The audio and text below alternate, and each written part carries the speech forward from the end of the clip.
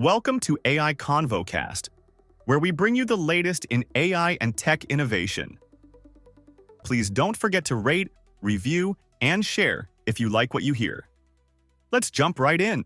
Today we will be covering the G7's new Trusted Partners Plan for Advanced AI Access and Anthropic's hint that blocked models could return soon, a Justice Department filing that frames xAI's Grok as critical military infrastructure, Google's new Gemini-powered home speaker, and Amazon's big agent push at AWS Summit New York.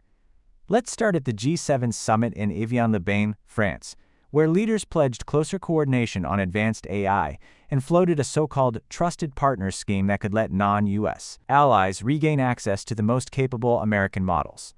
Executives from Anthropic, OpenAI, and Google all showed up for a working lunch, and President Trump told reporters that negotiations with Anthropic were, quote, going fine.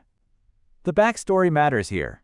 Fable 5 and Mythos 5, Anthropic's frontier models, were recently blocked from a broad set of international users under tightened U.S. export controls, which sent allied governments scrambling.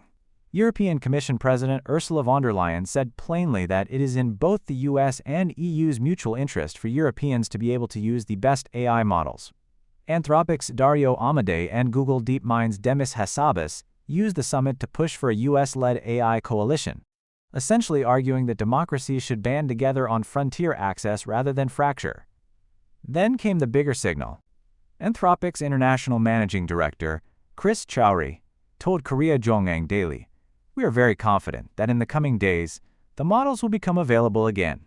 He also said Anthropic's Project Glasswing now counts about 150 partners, including Google, NVIDIA, Microsoft, Apple, Samsung, SK Hynix, and SK Telecom. The takeaway for developers and enterprises is that frontier AI access is starting to look a lot more like export-licensed cloud infrastructure, where who you are and where you operate determines what models you can even call. Next, a striking court filing out of Mississippi. The Justice Department moved to intervene in and dismiss an environmental lawsuit targeting xAI's gas turbines, which power the company's Memphis area data center. The DOJ's argument is that the facility is critical to the U.S. economy and military, and the filing identifies Grok as one of 4 AI models supporting what it calls mission-critical operations, including recent strikes in Iran. AFP syndicated reporting added that Grok is already being used inside Project Maven, the Pentagon's AI-assisted targeting program. The Guardian quoted DOJ language saying Grok's continued availability was paramount to national security, and that a military version of the model assisted U.S. forces in deploying more than 2,000 munitions to 2,000 targets within 96 hours. The underlying lawsuit, brought by the NAACP and others, alleges xAI ran dozens of natural gas turbines without proper permits near predominantly black communities in North Mississippi and Memphis. Earth Justice Enforcement Director Laura Toms told The Guardian, "There is no moral or legal precedent for this." Her point being that the government is now using national security to shield a private AI company from an environmental challenge. Reaction on Reddit was loud and skeptical. AR/technology thread drew thousands of upvotes, with users debating whether Grok was used means the model literally selected targets, or whether it was just one component sitting inside a much larger Maven pipeline. Either way, a consumer-branded chatbot stack is now being publicly framed as national security infrastructure. And that changes the politics of every future fight over data center permits and power. Switching gears to consumer hardware, Google opened pre-orders for the Google Home speaker, its first audio device built specifically for Gemini. It ships June 25th for $99.99, comes in 4 colors, and folds Gemini for Home into a standalone smart speaker. Google's pitch is that you can stop memorizing command syntax and instead say something like, "Turn off the kitchen lights, start my dinner playlist, and set a timer for 20 minutes, all in one sentence, and the speaker handles it." There is a catch. TechRadar reported that some of the more advanced Gemini experiences, including Gemini Live, require a Google Home Premium subscription once the included trial runs out. User reaction on Reddit reflected that split. Some longtime Google homeowners welcomed the promise of long-term device support, while others pushed back hard on putting the best features behind a paywall. It is Google's clearest bet yet that large language models can revive the smart speaker category that had basically gone dormant.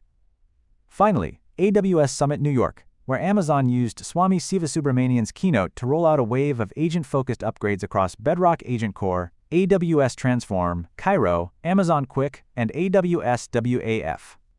The headline edition is Web Search on Amazon Bedrock Agent Core, a managed tool that lets agents pull in current, cited web knowledge without customer data ever leaving the secured AWS environment. That directly targets one of the biggest enterprise complaints about agents, which is that they hallucinate when cut off from fresh information, but sending corporate data to third-party search tools is a compliance nightmare. The broader package is aimed squarely at moving agents out of demos and into production. AWS said the updates help agents connect to organizational, web, and paid knowledge sources, debug production failures, and enforce controls as they get more capable. CrowdStrike piled on by expanding Falcon AI detection and response to cover workloads built on Bedrock, Kiro, and Strands agents, which speaks to how nervous security teams are about agents touching real systems. TechTarget framed the whole event as Amazon sharpening its developer story against GitHub, with one analyst summing it up as, "The AWS story for devs is getting a lot better. The tension underneath all of it is clear. Enterprises want agents, but they will not deploy them at scale until grounding, observability, and governance feel solved, and AWS is now trying to be the platform that says all three are handled." Thank you for listening to AI Convo Cast. Please don't forget to rate, review, and share if you like what you hear. Thanks and hope to see you again next time.